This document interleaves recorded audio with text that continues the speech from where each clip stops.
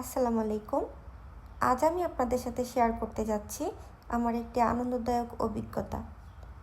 আমার বারান্দায় একটি ছোট সবজি বাগান আছে, যেখানে আমি কমলি শাক চাষ করেছি।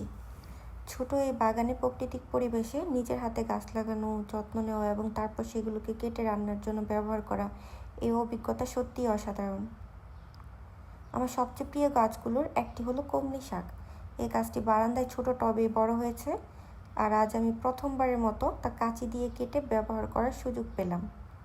কমলি শাকের চাষ আমার জন্য শুধু শখ নয়, এটি স্বাস্থ্যকর খাবারের প্রতি আমার ভালোবাসার প্রতীক। এক টুকরো মাটিতে নিয়মিত পানি আর যত্নে এটি বড় হয়েছে। গাছ থেকে শাক কাটার মুহূর্তটি ছিল সত্যি আমার জন্য খুবই একটি আনন্দদায়ক মুহূর্ত। শাক কাটার পর এর থেকে সতেজ গন্ধ আমাকে মুগ্ধ করেছে। প্রকৃতির এই ভালোবাসা আমাকে প্রতিদিনই নতুন কিছু শেখাচ্ছে।